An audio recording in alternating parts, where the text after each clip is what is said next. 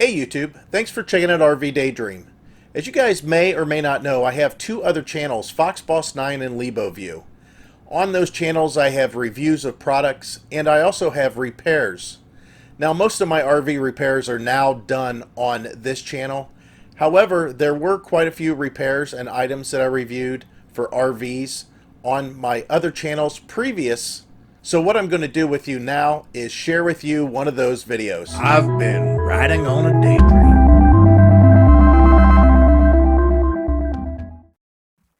Hi, thanks for checking out my channel here.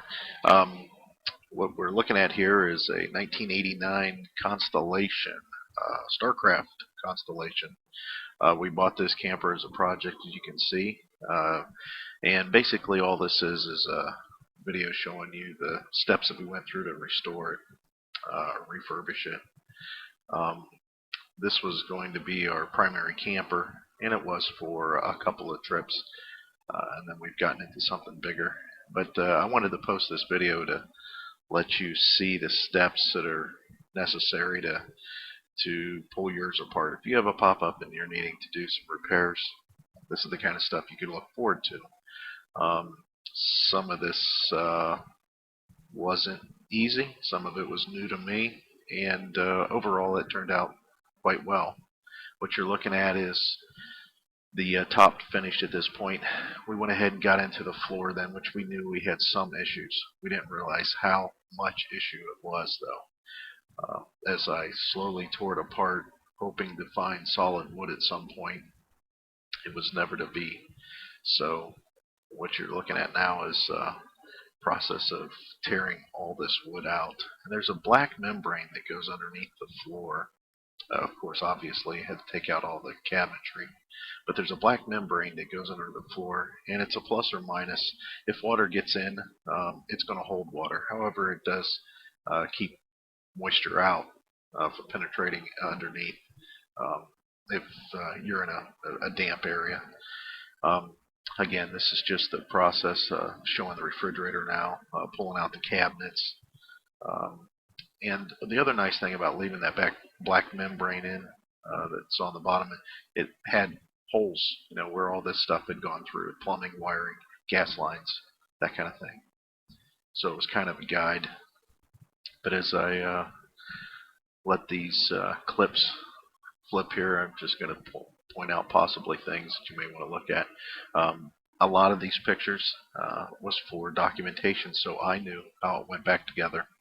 It was definitely, like I said, a lot of first times for me, first occasions for me to run into some of this stuff. Again, not a lot of solid floor, as you can tell. So we pulled up all the floor.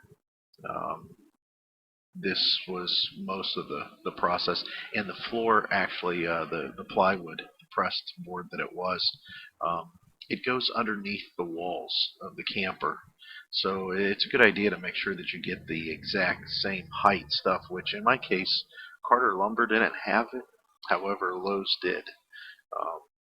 So once all the stuff is going back in, the walls set at the correct height, which is important for the canvas since it connects to the walls as far as how far it's being stretched whenever the top's up. Also for the cabinet height. To make sure that the cabinets weren't too tall, because of course the cabinets set on that finished floor.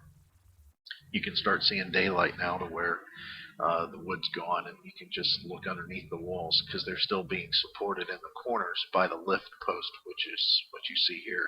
The lift posts sit on steel pads that are on the frame, but there is a gap that is caused whenever the floor is gone. So there was a lot of time involved here, and it's really hot this summer. Or I should say the summer that we were doing this, which was 2012. And this stretch of time, it was very hot.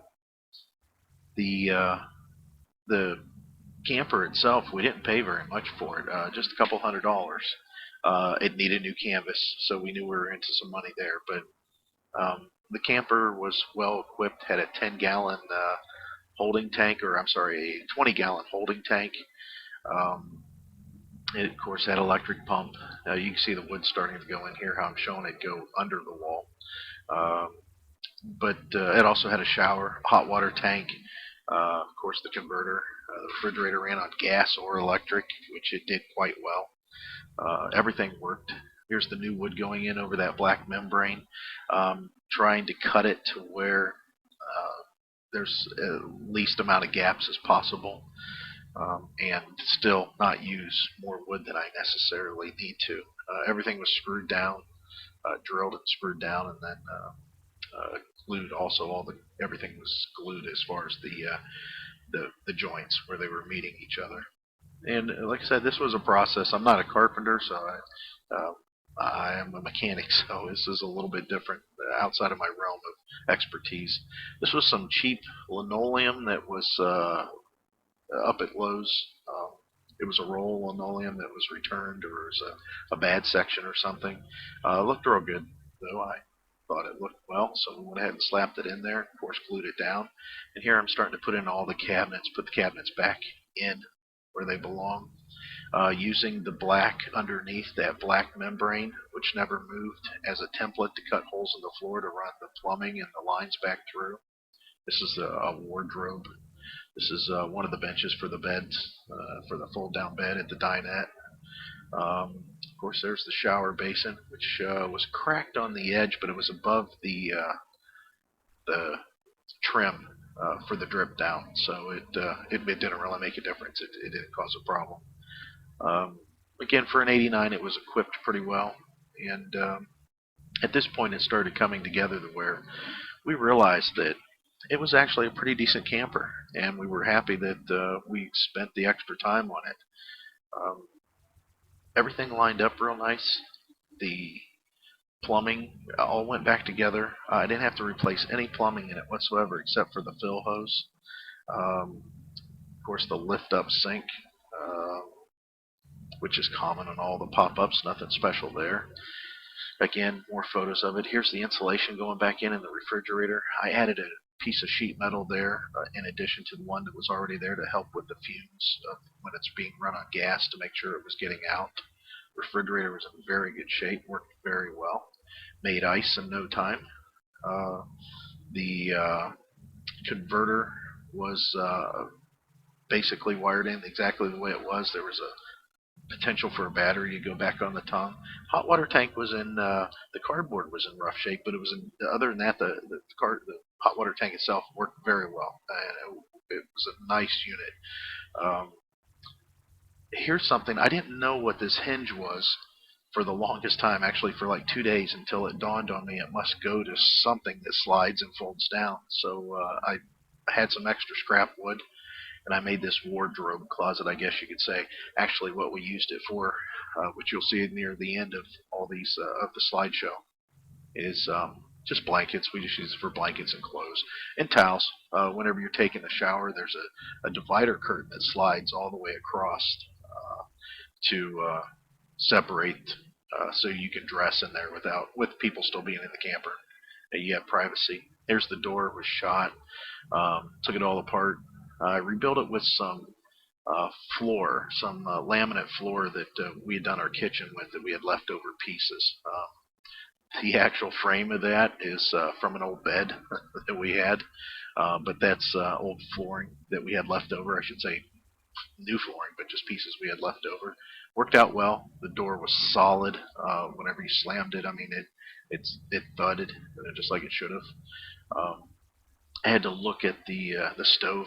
Needed cleaned up. It was in good shape. It just needed cleaned up. So I went ahead and painted it. It's all engine paint as far as for high temperature. And we cooked on it a few times outside.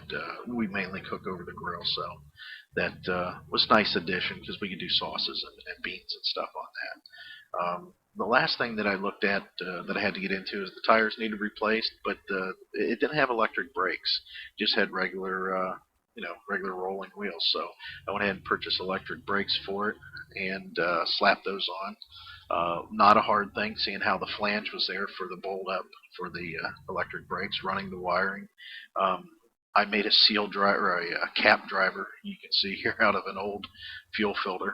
I believe that was a GM fuel filter. It was the perfect size to make sure that got shouldered on exactly the way it should, so it didn't go in crooked one way or the other and want to come flying out. the electric brakes were nice. It made the trip a lot nicer. Went ahead and got brand new wheels and tires. The wheels were white, so I went ahead and painted them the matching beige color to the spare. And that was it. This is the completed camper. You'll see it here sitting in the driveway. Just a few shots. The awning was in pretty good shape. We painted all the tongue in the frame and that after I sandblasted it, sanded it down. Um, the interior before the curtains and everything was up, or the dinette, to give you an idea what it looked like. We had to replace all those upper panels, and then I put in some aluminum cross supports to help support it. The shower was really nice. We used that more than a few times when the shower house was busy at the campgrounds. This is with all the curtains. We had the paint was still relatively fresh, so we had all the fans running to keep it cool in there and dry it out. But this was just prior to us going camping. First camping trip, our initial launch was at West Branch Campgrounds, very nice campgrounds.